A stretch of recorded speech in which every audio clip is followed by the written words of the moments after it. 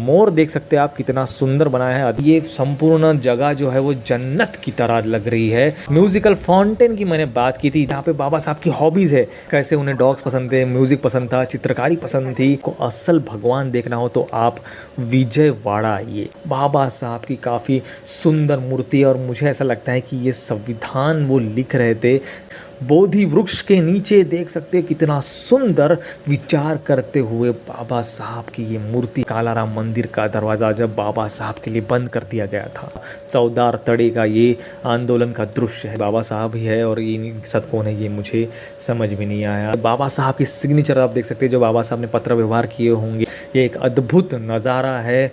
बाबा साहब को जानने के लिए आपको यहाँ पे आना ज़रूरी है। ऐसा लगता है कि हम बाबा साहब के साथ ही चल रहे।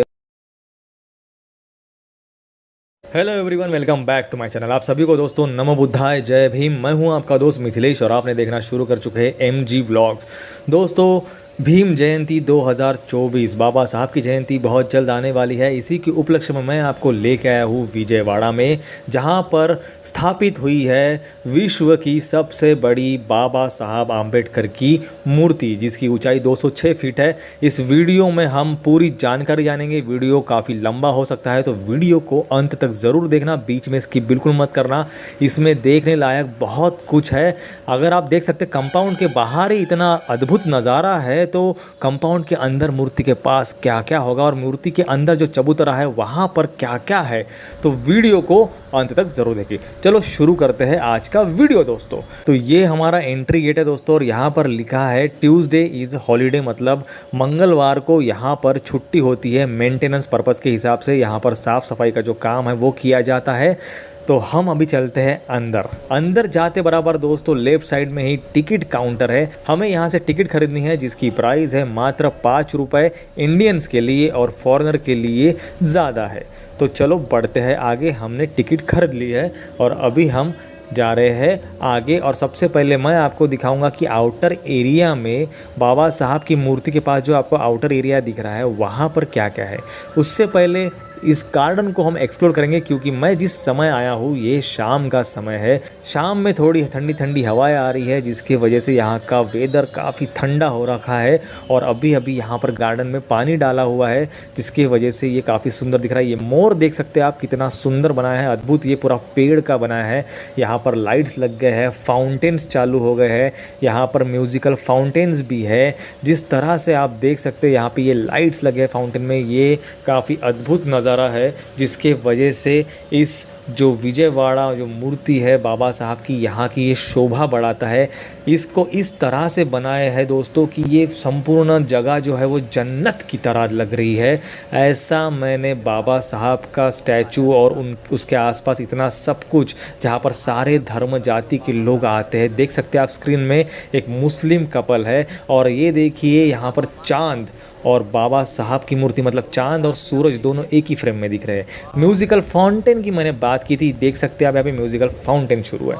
यहाँ से हमने एंट्री किए थे और यहाँ पे देखिए यहाँ से ये स्कल्पट जो है वो शुरू हो गया है। बाबा साहब के ज़िंदगी में जो कुछ भी उन्होंने हासिल किया या जो कुछ भी उनके ज़िंदगी में इंसिडेंट्स हुए हैं वो सब कुछ यहाँ पर इस पीयूपी के स्कल्पट में बनाए हुए हैं। चाहे फिर वो उनकी पढ़ाई से रिलेटेड हो, उनके सत्याग्रह से रिलेटेड हो, कैसे उन्हें स्कूल के बाहर बिठाया जाता था, कैसे उन्होंने डॉक्टरी पास की, कैसे उन्होंने संविधान लिखा, उनके संविधान सभा की कुछ स्कल्पट यहाँ पे देखने को मिले।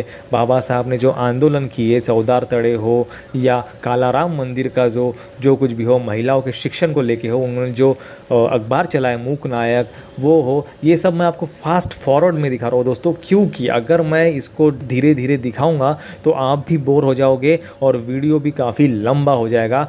और जो कुछ भी मैं आपको बता रहा हूँ दोस्तों, ये वीडियो में देखने लायक बात नहीं है जब तक आप अपनी खुली आंखों से नहीं देखोगे। यहाँ पे आके आपको समझेगा नहीं यहाँ का महत्व। और ये देखिए यहाँ पे बाबा साहब की हॉबीज़ है, कैसे उन्हें डॉग्स पसंद थे, म्यूज़िक पसंद था, चित्रकारी पसंद थी। उन्होंने आपको बता दें कि भगवान बुद्ध की सबसे पहले खुली आंखों वाली मूर्ति बनाई थी। दीक्षा भूमि आप देख सकते हैं, यहाँ पर दीक्षा भूमि के स्कल्पचर लगे हुए हैं। ये दिल्ली का जहाँ पे उनका महापरिनिर्वाण हुआ था, तो दिल्ली में जिस तरह से वो बनाया गया है वो है। बाबा साहब ने अशोक चक्र की स्थापना करी थी हमारे तिरंगे में, वो भी यहाँ पे दिखाया गया है। कैसे उन्होंने राष्ट्रीय चिन्ह जो है अशोक का वो डाला था, 3 मुंडी वाला शेर, वो सब कुछ इस स्कल्पचर में जो कुछ भी उनके जन्म से लेके तो मृत्यु तक उन्होंने जो कुछ भी हासिल किया, जो कुछ भी भारत के लिए किया, भारत के प्रत्येक नागरिक के लिए किया, रिजर्व बैंक जो नींव रखी, वो ऐसे सारे छोटे मोटे इंसिडेंट्स यहाँ पर कोरे गए हैं। पुराने ज़माने में ये स्कल्पचर जो है वो पत्थरों पे कोरा जाता था, पर अभी इसको पीयूपी में अच्छे से देख सकते, जिससे आपको सटीक जानकारी हो सके। और यहाँ पे सब कुछ लिखा है, किस तरह संविधान सभा में उन्होंने संविधान लागू कराया था, वो सब कुछ यहाँ पे है।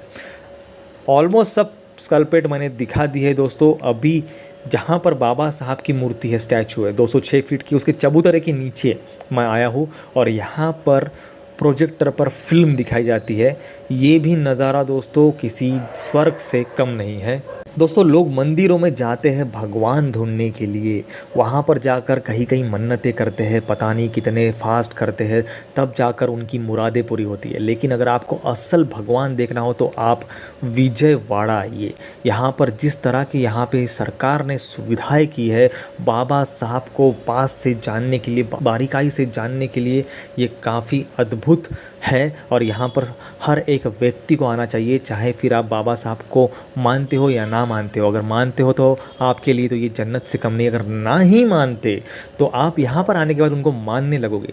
यहाँ पर भी बाबा साहब और उनके फादर, उनकी माता जी, इनसे रिलेटेड ये बनाए हुए हैं, पेंटिंग्स बनाए हुए हैं। यहाँ पे बड़े बड़े प्रोजेक्टर लगे हुए हैं, साउंड चल रहा है मेरे बैकग्राउंड में, लेकिन आपको समझाने के लिए मैं इसको म्यूट करके वापस इसको डब कर रहा हूँ दोस्तों।